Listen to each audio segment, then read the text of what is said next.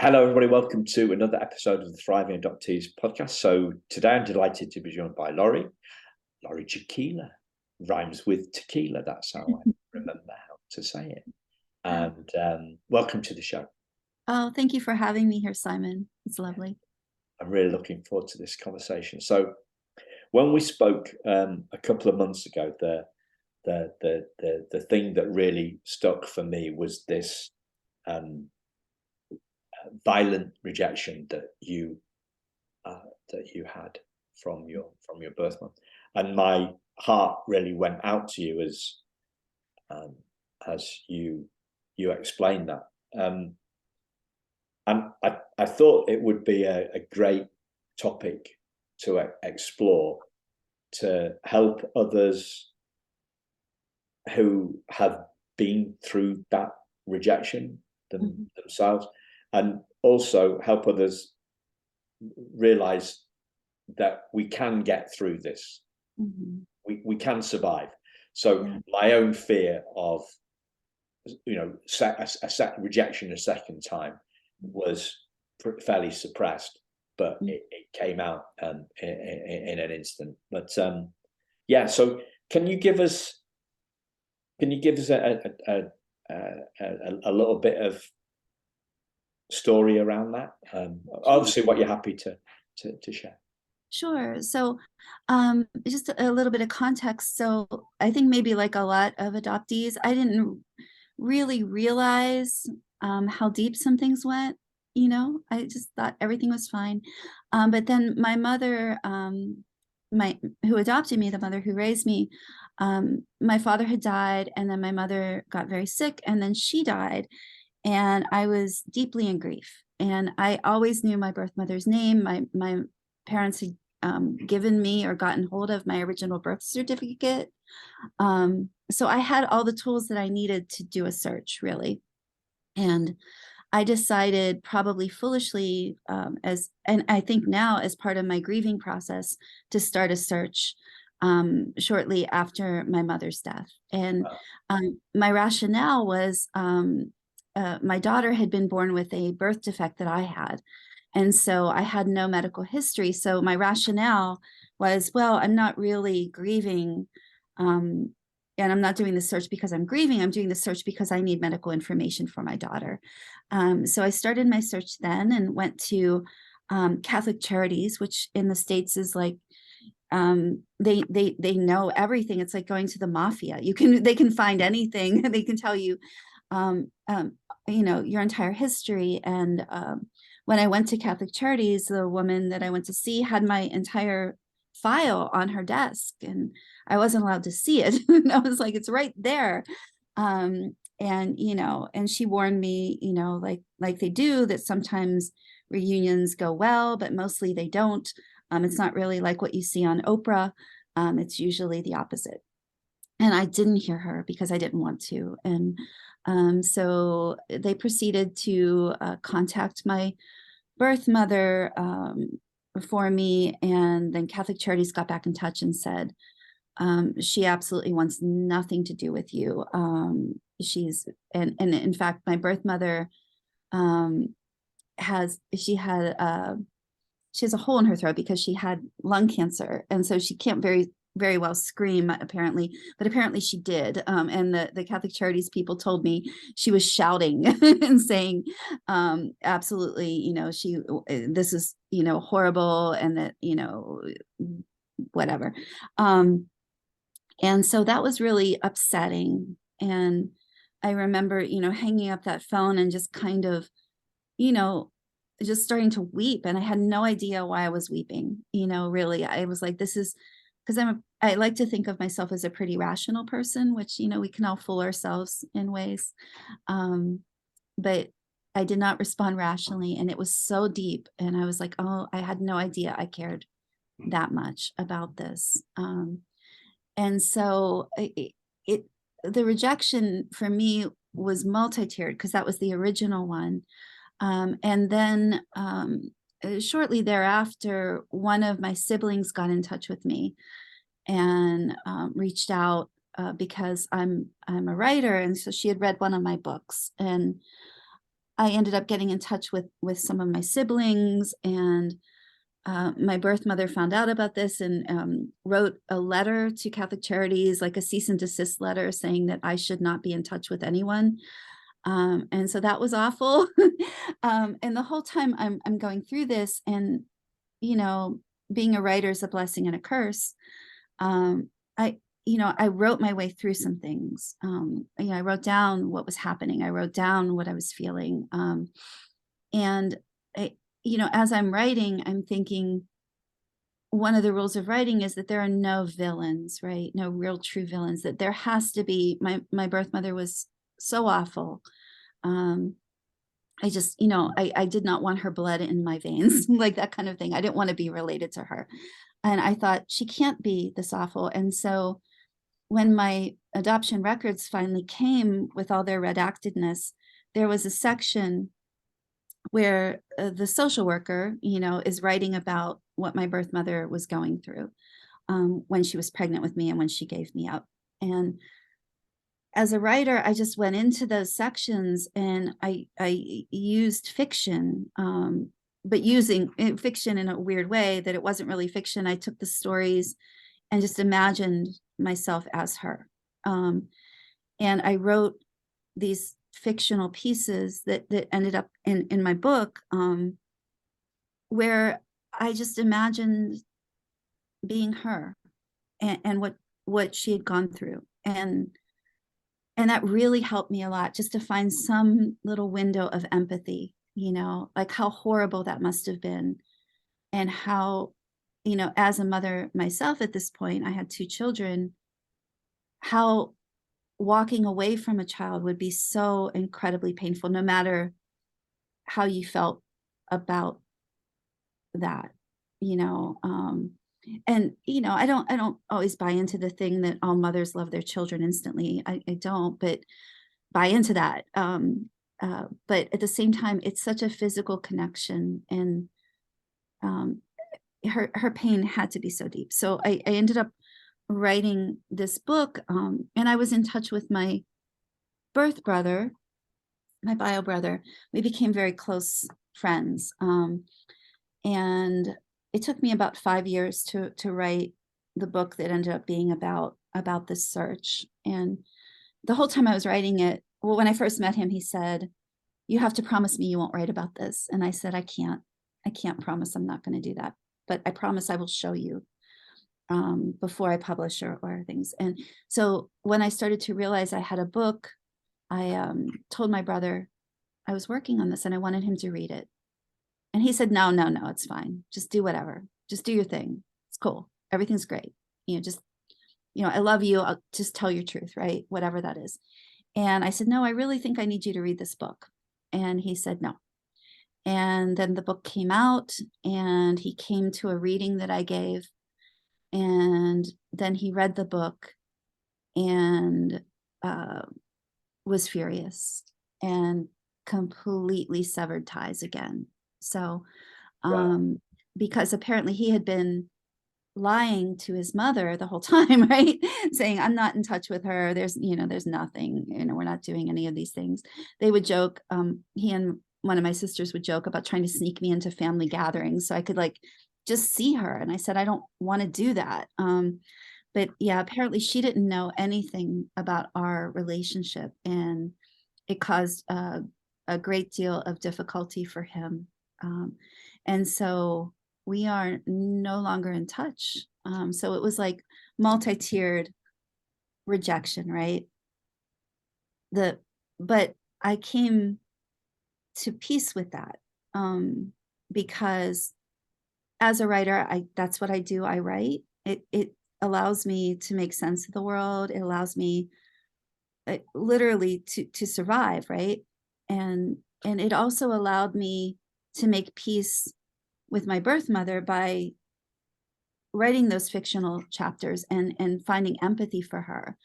And then, I just realized, this is kind of a circle, right? And my story is my story. And their stories are theirs. And, And every once in a while, I'll look at, this is morbid, but I will look at the obituaries just to see if she's died, because she lives very near me. And so far she hasn't. But I don't know what I'll feel when I see that finally. I think I'll feel absolute closure at that point.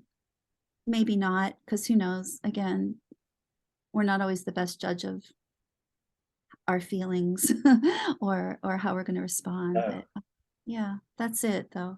Thank you, Wow. Simon. Sorry, that went on a long time. No, there's so much there. And that last point, like as you were describing it, and I was just thinking how bad we are at predicting how we're going to feel. Yeah. Me and from other people I've spoken to. Yeah. And this idea that we say things like, I don't know how I'm going to get through that. Mm-hmm. And we also say, I don't know how I got through that. Mm-hmm. Our ability to survive, you talked about writing to survive. Our ability to get through this stuff, I think we massively, and this is the human race, we underestimate our own resilience. Mm-hmm. And also like maybe underestimate how deep our feelings go, because I think if we lived in that place where we felt things so deeply, we couldn't function, right? And so we have to walk through the world with a bit of detachment. And so when those moments bubble up, when we're faced with like these core feelings, right, they're surprising, yeah. Just that.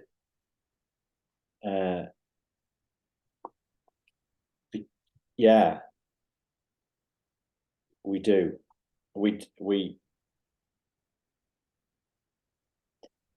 I talk about a volcano coming out of the fog as being like a volcano, but when I actually spoke to the lady who I was talking to when this volcano erupted, she said, "Oh, it didn't strike me as dramatic as that, Simon."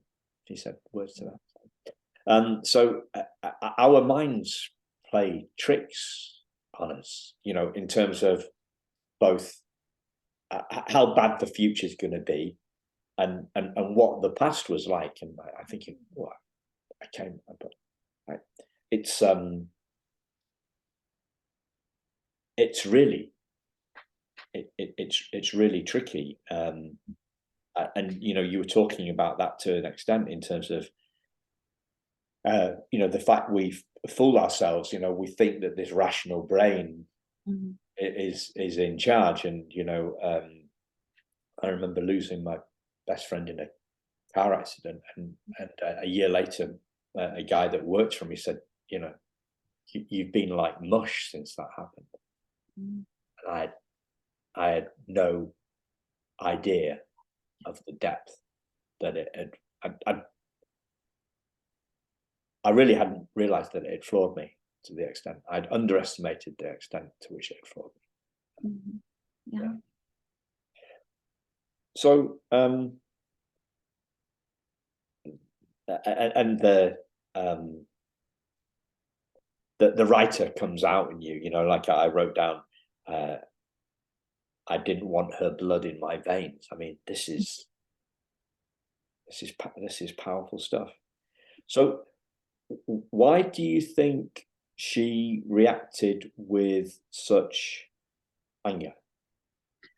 Well, we had a few, social media being social media. We were just talking about that and how pervasive it is and things. And so when I was doing my search, it was sort of in the early stages. So, things like MySpace were still around. And she would occasionally send me notes on MySpace or an email. And some of those would be extraordinarily awful.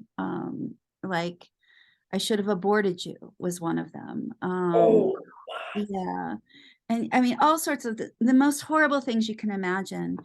And then in one note, she said, and again, this is like trying to find little windows of empathy, right? She said, "I'm sorry, it's been too long, it's too much." And I was like, oh, okay. She's old. She hid this from her family forever.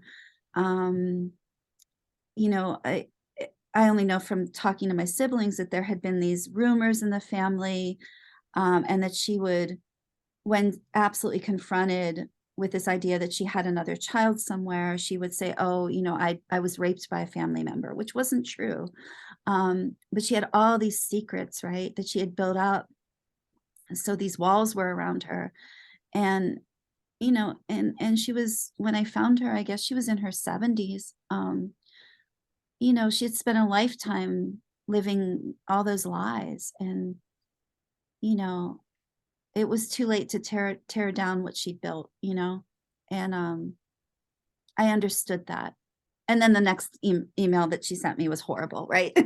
So it was like there's this little window of humanity and empathy surrounded by this shell of absolute, ugliness directed to me. Yeah, so that's why I'm sure she reacted so angrily, and I understand it.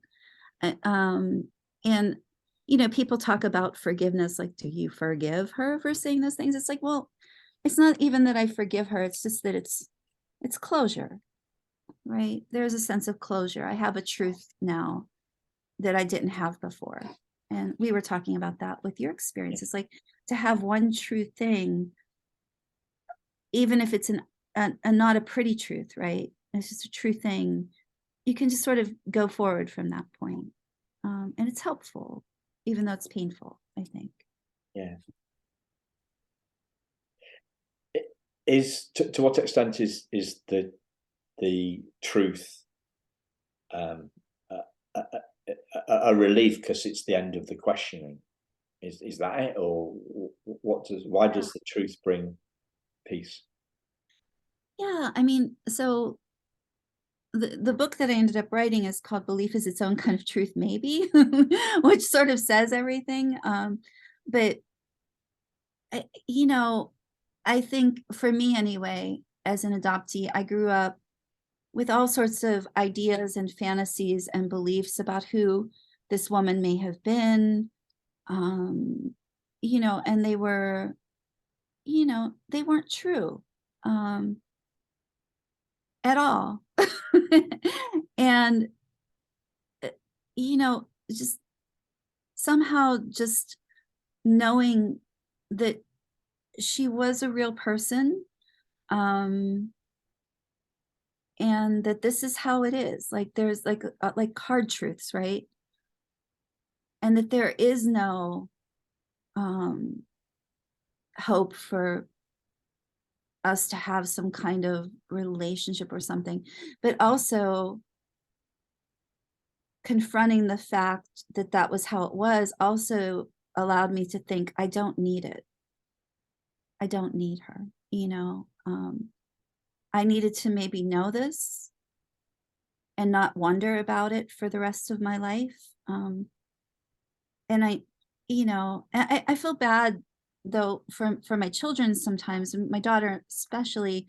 She wants to know like family histories and all those kinds of things, and so it's always very complicated.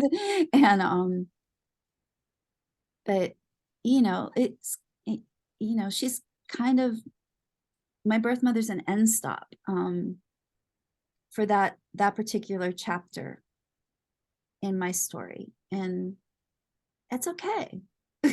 Yeah. I mean, it's okay. There's nothing else I need from her, I guess. And I came to terms with that. you know. The metaphor that comes to my mind is that of the moth to the flame. Yeah. So the moth is drawn to the light and the good stuff. Mm. And the moth is our ego,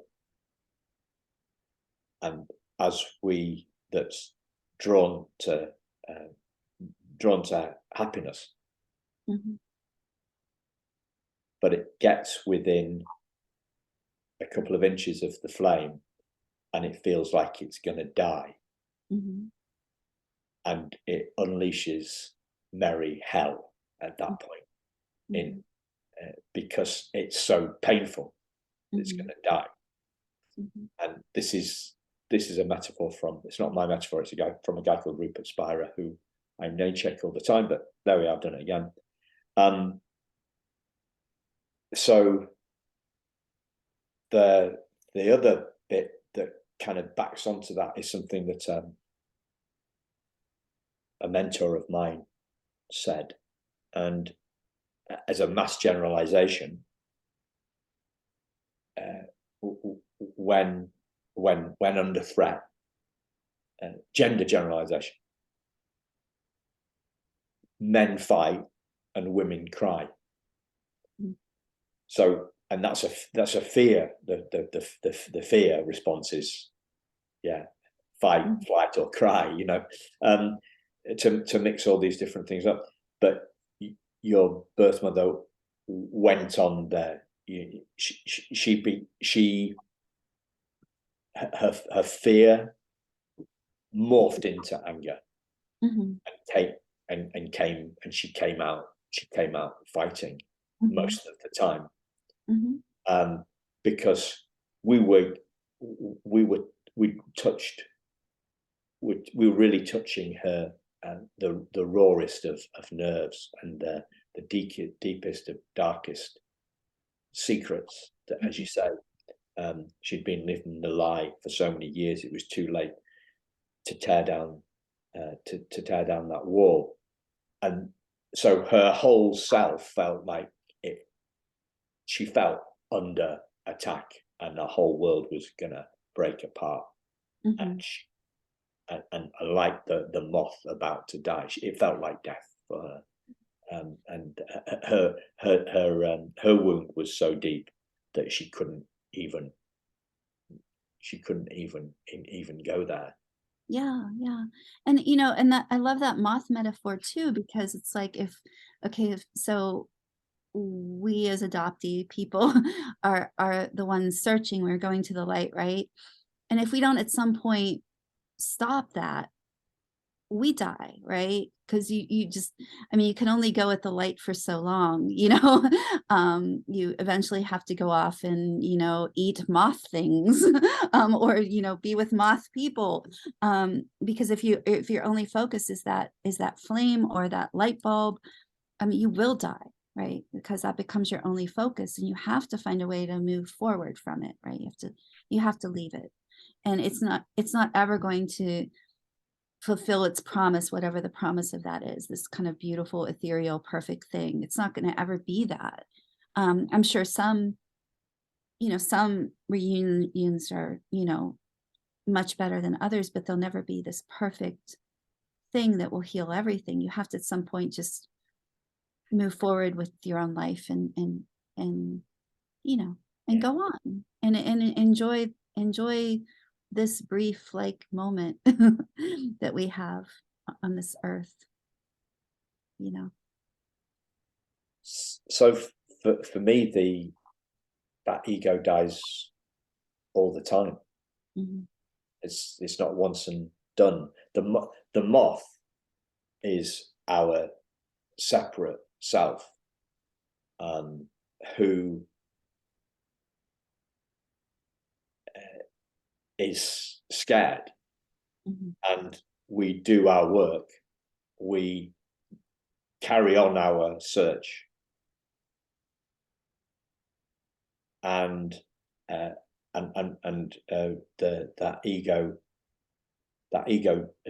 ego dies, and we realize that we are the light. We fuse with the light, and we become the light, and then we lose sight of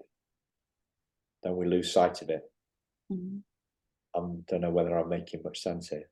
You are. It's like Simone Weil, the philosopher, would say, you know, if the desire itself is for the light and the desire itself is strong enough, the desire itself creates the light, which I love,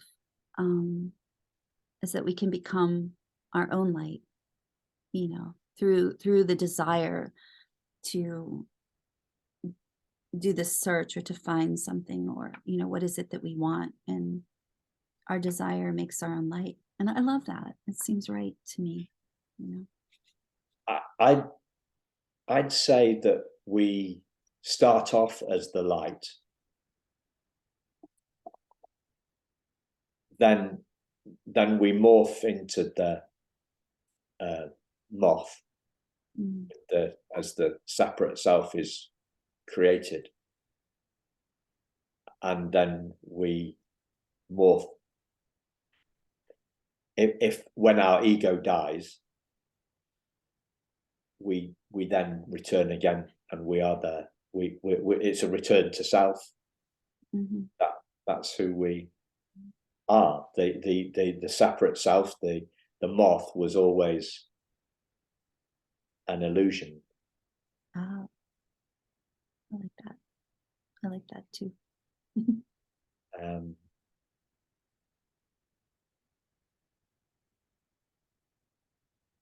Have you heard my swimming pool metaphor? Have you heard that? Tell me again. Okay. So this is around Christmas time. My regular swimming pool is shut, so I have to go to another one, and it's a big pool, 60 yards long, and halfway down the pool there's a barrier. It's a barrier, and it raises from the bottom of the pool, so it cuts, and like you can walk on it. It's like 6 foot, 8 foot wide, and it's a wall that raises from the bottom of the pool to make one big pool into 2 small pools. Mm-hmm. Mm-hmm. And I refer to reading a letter from my birth mother about the teddy bear, and the teddy bear as a gift of her love. I talk about that as if, so my mum is one, birth mother is one pool, I'm in another pool, and reading that letter, the barrier between us collapsed into the floor of the pool. So we went from 2 to 1. Mm-hmm. There was no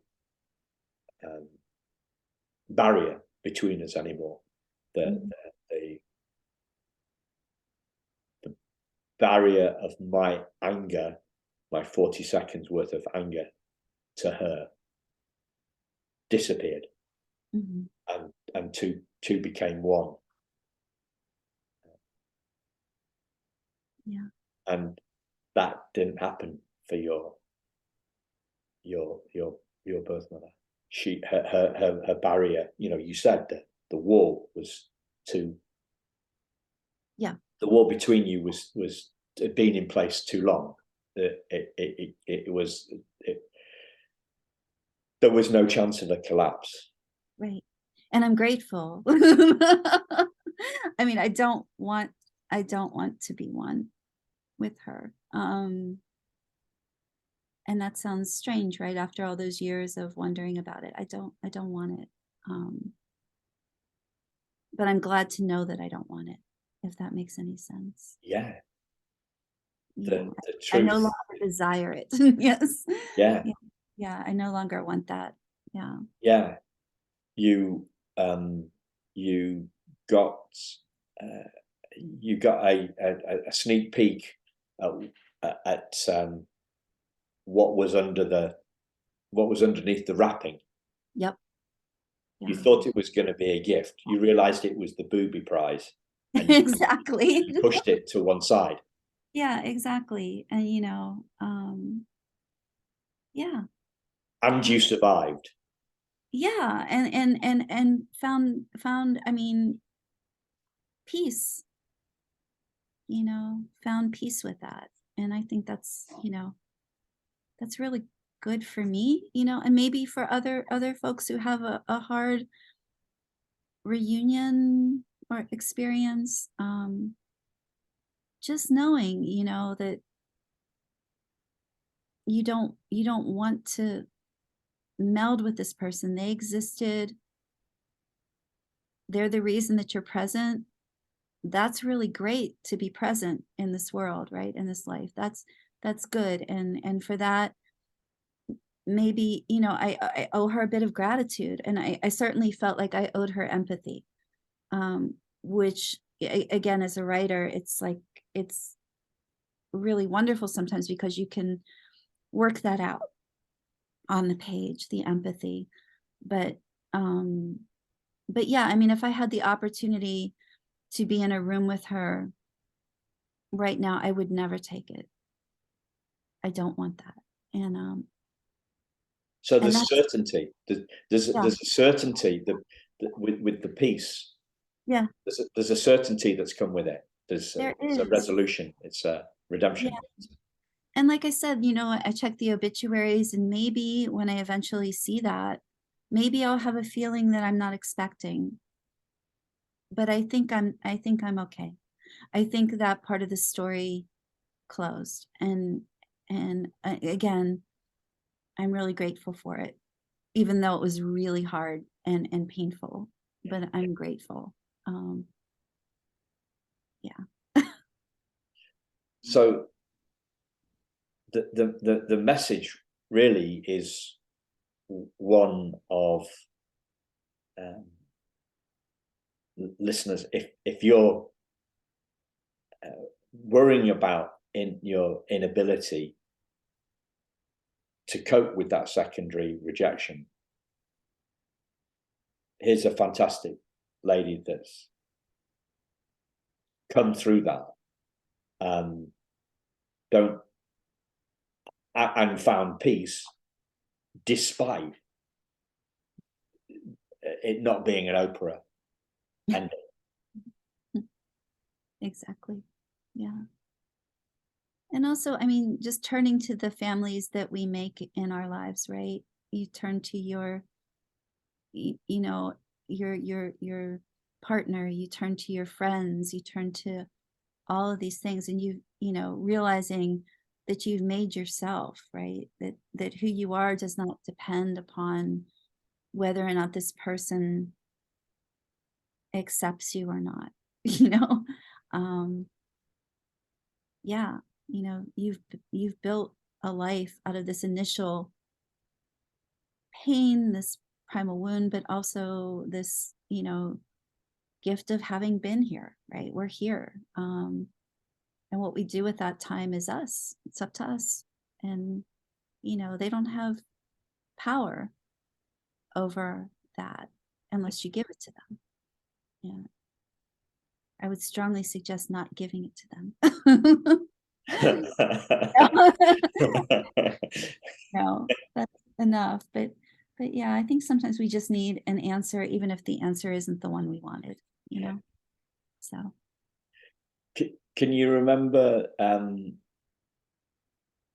the pennies dropping? What it was like when the pennies dropped on this stuff for you?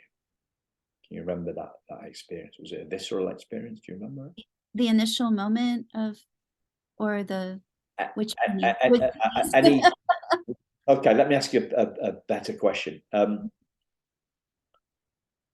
What were one or some of the most visceral moments for you when the penny dropped, when you had these insights? Mhm. along this part of you. Yeah, I mean, the initial visceral thing, of course, is getting that phone call and hearing, mm, the Catholic Charities person say, this woman wants nothing to do with you. She's furious. She's so angry. She's yelling. Um, and I'm not a crier, despite despite being a woman. I really am not a crier. My daughter jokes, she's like, I've never seen you cry, and it's like, I cry on the inside. I'm not particularly emotive like that. But I did, I just sort of collapsed against our kitchen cabinet and just sort of sat in a corner and just wept. And so that was, it was shocking to me and surprising and visceral and animal almost. You know and then there were bumps along the way, like that. Meeting my siblings, I think, and the first thing my sister did is compare hands, because I have very large hands and very, like, sort of, and our hands were the same. And I thought, oh, wow, look, there's somebody who looks like me and we have this thing. And I thought, and on the one hand, I was like, this is cool. And on the other hand, I thought, this should be more important. It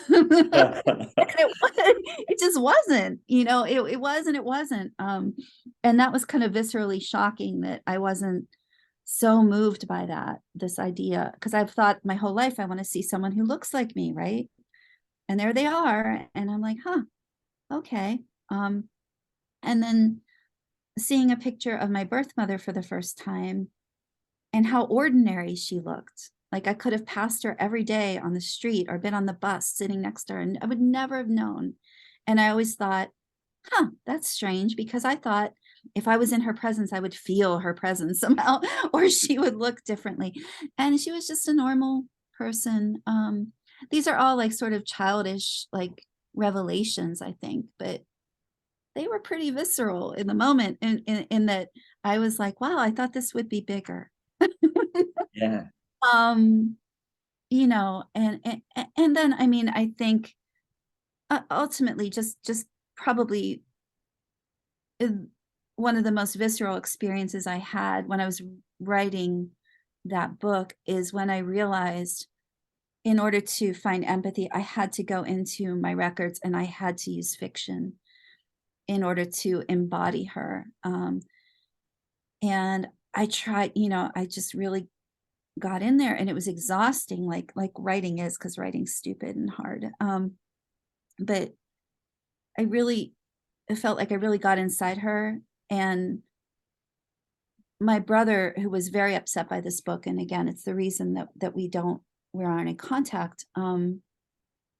He said about those sections, he said, she's going to know I told you those things because it's too real. And I said, you never told me those things. They were fiction. They were fiction. And the writer part of me went, haha.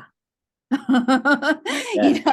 I got so inside her that was so real, that it was so upsetting to him, which is awful, to have a visceral reaction to that. But I thought, oh, okay. The writing took me to a place that the world never would, that I could really use that to gain this empathy and to gain this healing. She would never give that to me. But the writing did. So, if that makes sense. Yeah. How did finding empathy for her make you feel? Better. Better. Again, it felt like healing and closure. And I get it. I got it. Like, I understood her anger. I understood her pain. I understood what this might have been like. I understood how me surfacing all these years later would be so painful. I got it. I understood it. And again, it's not really about forgiveness, because there's not really for anything to forgive really at this point. But it was more like, yeah, we're human. She's human, you know. Again, she's the lady I could sit next to on the bus and not know it was her. She's not any different than any of us. And that was really helpful. You know, she wasn't a monster in that moment, despite the things that she did to me that were monstrous. You know, in the reunion part. Yeah. So yeah, makes sense. it's fascinating. You know, you were talking earlier on about one chink in her armor. You know, when the anger dropped briefly, it wasn't a drawbridge. Like I was thinking like a drawbridge. The drawbridge didn't come down to let you in, but it moved from completely upright to maybe open 20, 15 degrees or something like that. It's got to open 90 degrees. A drawbridge has got to open 90 degrees. So that wall of her anger dropped maybe 20 degrees, and you got a look in, and there was an apology there. I'm sorry, it's been too long. It's too much. And when the anger became an apology, a resignation, I don't know, you know, it's been too long. It's like it's weary. She's weary. She's tired. Yeah. But the tired's. I guess the reason I'm exploring this is because these big insights, these big realizations, these big aha moments, you know, the moments that open your eyes, and that empathy healed. Oh yeah. That empathy heals, and it's like route A says, find birth mother, great reunion, happily ever after, heal, right? We're saying that healing doesn't, instantaneous healing, you know, instantaneous healing on hugging birth mother. Everything's forgotten, primary wound healed, we're good to go, thank you very much. And that's route A, which is the fairy tale Oprah route, and we're putting forward a different route, and we're laying that route out bare to the listeners, to show them that maybe there's more than one route to healing. And I think, I mean, for me anyway, I mean, empathy is the only way, right? For me. And that, you know, just understanding what people go through, not just, you know, not just our birth mothers, but people, you know, and just realizing we're, you know, everybody has a tough time on this plane, and, you know, trying to find a space where we can just say, yeah, I get it, you know, I get it.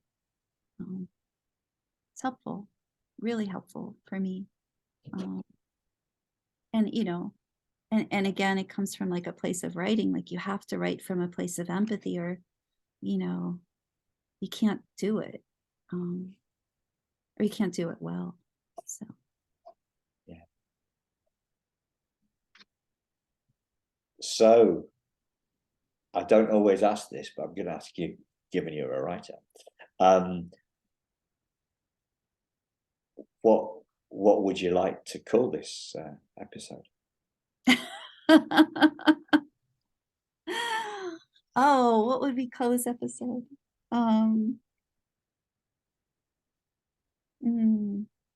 In praise of empathy. I don't know, or something. I don't know. When things go wrong, as they do. Yeah.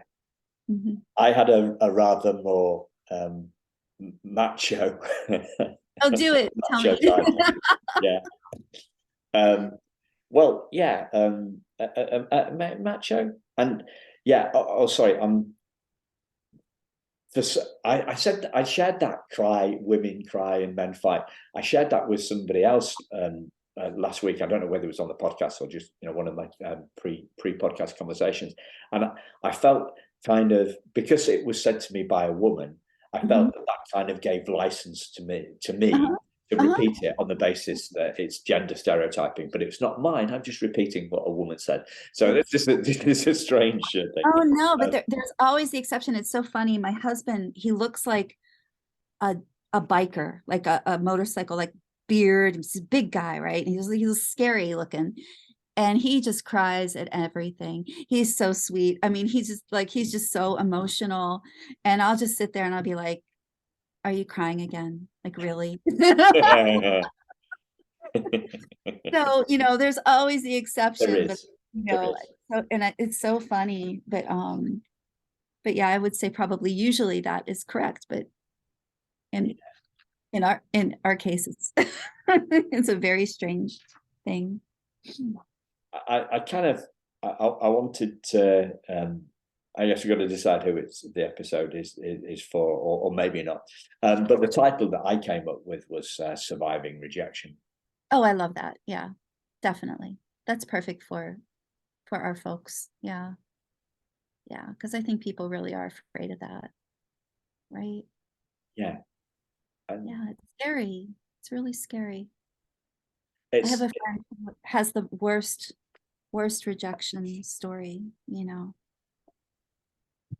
and she's still working through it, takes a while. Yeah. Yeah. Why do you think it takes, what changes over time? Perspective, right? Distance, the ability to have empathy takes a minute, because the easier emotions come faster, right? The anger, the hurt.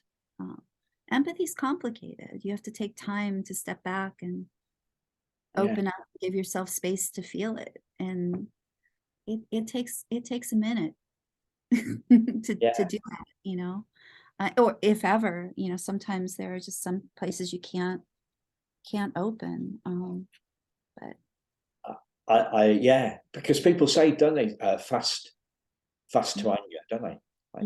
But not fast to empathy. That's not a fast, oh, you've just made me angry. Let me think about all the things that could have happened to you in the course of this day that made, we don't do that. We say, you're awful, you're a jerk, whatever. And then later you can step back and say, oh, maybe they were having a bad day, or oh, maybe this happened or that happened. So my theory on this, it's from another part of my emotional intelligence life, I think, rather than empathy. I totally agree. It comes with a shift in perspective, and it comes after. It comes after the storm's blown over. Yeah. For sure. I do think it happens in an insight, though. I think it happens in a moment, and my metaphor for this is a bus stop. So I think empathy comes with an insight, like it has for you. You've gone through a process, and the empathy has arrived. Okay, and the empathy is healed. We hang out at the bus stop for insights, and we don't know, because this metaphorical bus stop doesn't have a timetable, right? We don't know when it's gonna arrive, but we know it because the bus route is 20 miles long, so we don't know when it's finally going to arrive.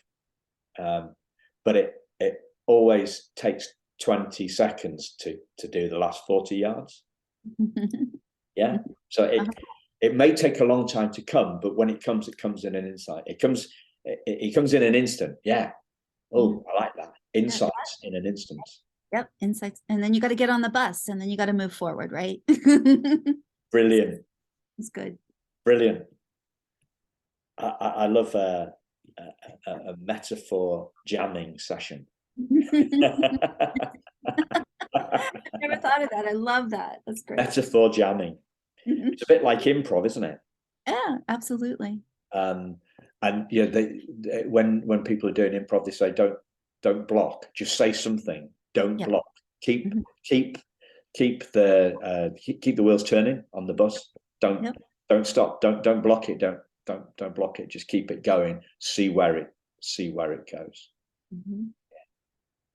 Yeah. I like that too. That works as the metaphor.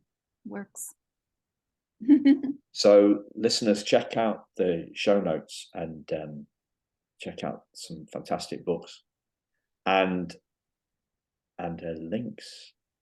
Is there anything that I've not asked that you'd like to share? No, I think we've hit all the really big parts, and we've come up with some good metaphors, and I think we're good. Yeah. And is there anything you'd like to ask me?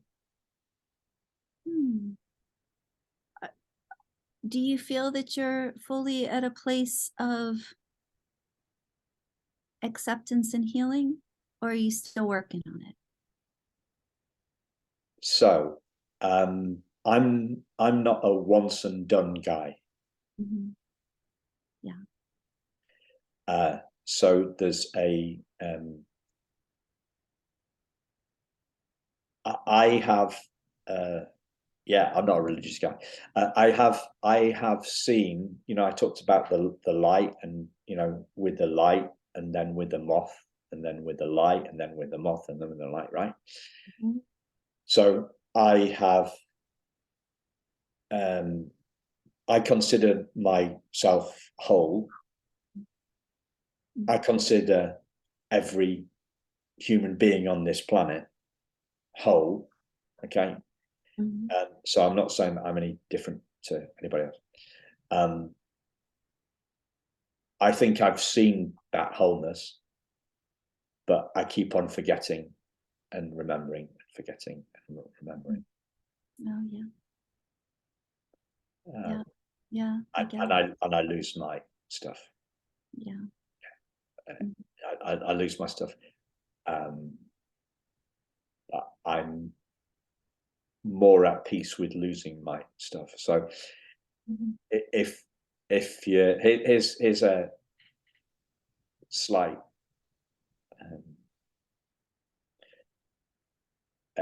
contradiction, right?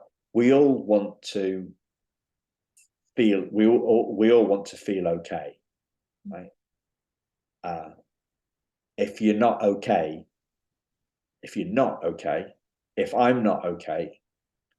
with not feeling okay, I'm always okay. Heard. Got it. Exactly. Yeah. Sorry, I stumbled. Let me say that again. I'll say that again. If I'm okay with not feeling okay, I'm always okay. Love it. Yes, exactly. And I would call that peace. I have very unpeaceful moments. Yeah. I am but at peace with more at peace. Yeah, I'm more at peace with the lack of peace. And I think most of us are fighting our feelings like they're real things. And I say that because I do that too. It's a process. Life. Yeah, it's the journey to light, or to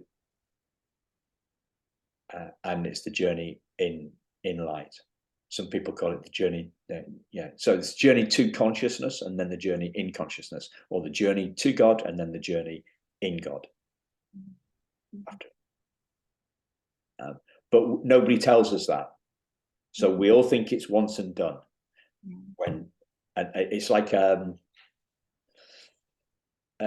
when I was a kid, we climbed a mountain and it had a load of false summits. So you think all right, when I get there, that's the summit. And then you get to there, and then there's another one. And then, oh, that's so frustrating. Yes. and it's very frustrating. But everybody, I'll be happy when we think it's once and done. We think it's once and done, and we think and we also think it's outsiders as well. That's the trickiest. That's the trickiest thing. We have this miserable weather. Yeah, we're raised in an environment.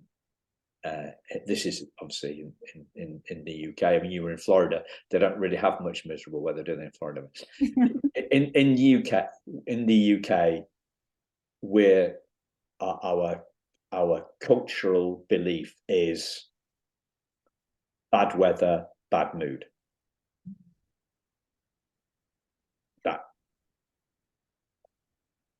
That's what everybody, 99.9% of the population, are bought into, and it's completely nuts.